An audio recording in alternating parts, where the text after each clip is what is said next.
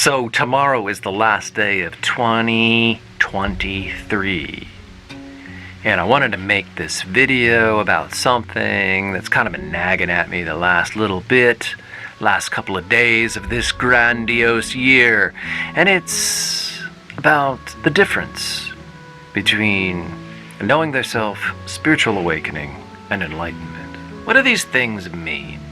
What are you in for? What's your cup of tea? What is it that's driving you forward? What do I think the differences are? And what have I attained? All very good questions.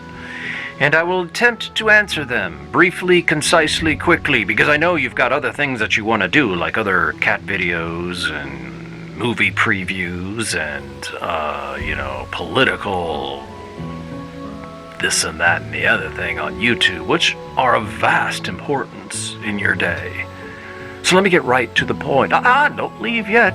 Don't leave yet. We're going to be very entertaining during this video, I swear to you. It's going to be a joyous ride. Let's start with knowing thyself. Knowing thyself is just simply the act of improving who you are, of knowing who you are, of bettering yourself, of feeling okay, of healing, of hope, of having a sense of awareness, having a sense of, oh, everything is okay, and the little steps that you take along the way to do that, becoming more emotionally intelligent, becoming more intellectual, becoming more philosophical, becoming more open-minded, becoming more self-aware, having gestalts and insights and epiphanies and aha moments, and oh wow, I see that in a totally different light, and because I see it in a totally different light, I now see others in a totally different light. That's knowing thyself, the whole grand process. Now, what is spiritual awakening? Spiritual awakening is when you get involved in knowing thyself and you have now begun to have this gnawing sense that something is fucking missing. Something just isn't right. Something is off so subtly sometimes, and so horribly at other times. So you want to venture out into the world and do yoga and meditation and crystals and therapy and non-dual satsang teachers. You want to do all of these things, and you want to eat it up, and you want to slurp it down, and you want to make yourself shiny and magnificent and greater than the rest. That's your initial impulse with spiritual awakening, to rise above the pack, to climb that huge mountain. Spiritual awakening. You know you can make it. Namaste, motherfucker. I'm going all the way to the top.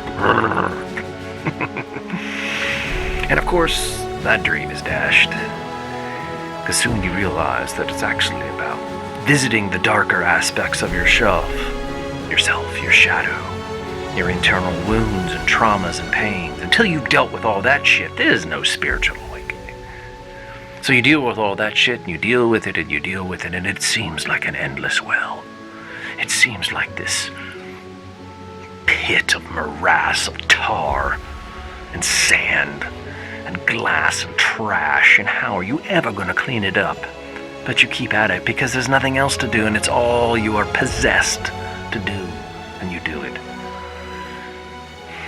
All in the name of this awakening, which you really don't even know what the fuck that is. All you know is that you feel bad. And then someone comes along and says, don't worry about awakening, just concentrate on the feeling bad part. In other words, hone in on that feeling. Hone in on that feeling bad feeling. Hone in on that sense of separation. Hone in on that feeling not okay, that something's off, that something's missing. Notice it. Notice the nag of it. Dive deep into that nag. Dive deep into the awful fucking feeling of it. Feel it with your fullest sense. Emotionally feel it. Mentally feel it. Physically feel how absolutely fucking horrible it feels. And be aware of it. Notice it. And allow it. And little by little you do this, you see, and it shrinks, that bad feeling, and it shrinks and it shrinks. And your awareness continues to chip away at it and chip away at it and chip away at it until it's this little grain of salt. And finally one day, for whatever cosmic fucking crazy ass reason, you read something, you sit with a teacher, you smell a fart on the breeze. Boom. Oh, I am who I am. I'm completely aware. I'm completely this consciousness, this awareness, and all these things that are integral to it and a part of it. I am this. I am that. You have this little moment. And you wake up. You wake up from the dream of separation. You wake up from the dream of being a somebody in a someplace. You're not a somebody in a someplace. What are you then? That's the question. That can never, ever, ever, truly, ever be answered. You are a mystery. You are the conscious, aware mystery that all of this someplace is taking place inside of. In other words, you are dreaming. You are dreaming all of this. You are dreaming all of this. And the you that I'm pointing to, there's only one. As a matter of fact, as I'm speaking to you right now, actually, I'm only speaking to myself. I'm barreling through the ego. I'm barreling through your personality, and I'm speaking to the one sentient being that is behind your eyes. That is the same sentient being that is behind my eyes. So I'm speaking to myself. There's no difference when you push the personality and the ego and the mind out of the way. What is left? This beautiful, empty, witnessing, watching, aware mystery. That's who I am speaking to. And as one of my favorite authors says, his name is Jed McKenna, I am here to incite a revolution. I am here to incite a coup d'etat. That one part of you, that one eternal, infinite, mysterious part of you takes over the rest of the country and incites a revolution, that incites a takeover, that incites a plot and a coup to overthrow the evil king of separate self. I am here to help you do that. This is what awakening is. It's when you discover this sense that something is missing and I must do something about it. And it gets down to the nubbins and you're pushing shadow left and right out of the way and ego out of the way. And you discover your true self and it shines forward and ego falls to the background and you wake up. It does not mean that you're in an eternal state of bliss. It does not mean that you are perfect in all of your relationships and in all of your endeavors, in all of your bank accounts, in all of your emotional dealings. Does not mean perfection. It just means that you have discovered within an island that is free of the storms of life. And you stand on that island under all circumstances. And instead of your life being like this, your life is now like this. A lot easier. You are more flexible. So even if one of these comes along, you're still flexible. That is what spiritual awakening is. Now let us talk about enlightenment. What is enlightenment? That is a good question. What is enlightenment? It's only for me in the last couple of years have I actually grown curious as to what enlightenment is. And it's only been a few individuals who have actually made me even question the distinction between enlightenment and non-duality and awakening. And I think perhaps maybe I've even glimpsed it. I've even touched upon this thing, this concept, this very paradoxical, mystical, deep, strange, bizarre concept of absolutely identifying with the one dreamer that is dreaming this whole thing. Of course, I'm doing this with an ant brain. I am projecting my minuscule and limited little brain and intelligence onto something that is mightier and grander than what I can conceive of. but I do think I've touched it. So I don't know. I don't know exactly what enlightenment is. I don't know if I have touched enlightenment. I can only grok or say that yes, perhaps, maybe it feels though as I did. So few talk about it. I know everybody talks about awakening or non-duality. This and that and the other spiritual attainment, the gurus and the teachers and whatnot. Very few talk about it differently.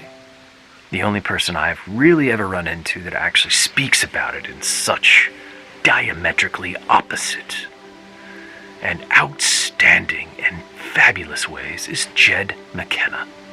He's the only author, the only one, who I've actually read that says something different than all the rest of the non-dual putzes out in the marketplace. So, read his stuff. He has about 10 or 12 books. I've read them all. And I have experienced the Jed McKenna quantum leap, which is basically two little atoms spinning around each other and spinning around each other. And for some bizarre reason, while you're reading his stuff, a quantum leap will occur. You don't know when, you don't know how, you don't know why. So I experienced this a few years ago, this quantum leap. Very interesting, very different from non-duality. There's no puppy dogs here. There's no lovey-dovey here. There's no guru shining your chakras here. There is no, sugary-coated saccharine bliss here. No, sir.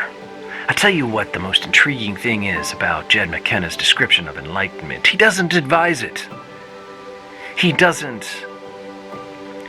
say to you, oh, you should become enlightened. It will fix everything. No, he says, fuck that shit. You don't want enlightenment. It's not something you really want to attain. It's the end. It's the end of the game. It's a party pooper. It's the game stopper. It's the, it's the dead end. Very interesting.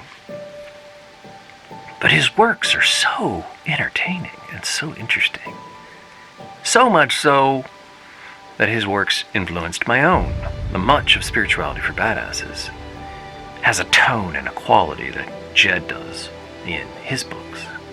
If you want to look for one of his books, start with the first one. It's called Spiritual Enlightenment, the damnedest thing. So, there you go. Have I really described enlightenment? No, I haven't, because I don't think that I can. I can say to you, experiencing the one conscious entity that is experiencing, that is dreaming out, farting out, pissing out this whole dream, and touching it, is what enlightenment is. But again, I am conveying that to you with a very limited brain, a very limited sense that I even have the psychic, energetic clarity or evolution, evolved. I don't know what's involved. It's a mystery to me. So there you go, I'll own that shit. Yeah, there's something I don't know. There's something I can't claim 100%. Like I sorta maybe do, sorta maybe don't. And it feels good to say that. It feels good to feel as though, hey, there's another horizon. But do I really want to travel to that horizon? According to Jed McKenna, maybe not. So very interesting. Enlightenment. Spiritual awakening? Yes, because spiritual awakening loosens your life up. Makes things lighter. A little bit more joy, a little bit more laughter, a little bit more freedom. More sense of okayness. Yes, spiritual enlightenment, absolutely. And knowing thyself is the whole package. It's this walk through the spiritual park, where you pick up little prizes left and right, little aha moments, little gestalts, little epiphanies. That is what knowing thyself is. So I hope this has helped you and put into perspective, perhaps, with where you are, with where I am, with where it's at, this whole game. I hope this little perspective has helped you on this very last and final day of 2023, and as we head into the new year, I have only one thing that I hope for you. Well, two things. I hope that you know thyself, that you follow the path of knowing thyself. I hope that you wake up. I'm not so sure that I hope you gain enlightenment, but I do hope you find your heart, find your sense of being, your sense of purpose, your sense of okayness and hope. I hope you find that. And for all of us here who live in the West, in the United States, I hope that 2024 isn't the shit show that it promises to be, because it certainly is looking like it just may be a complete shit show.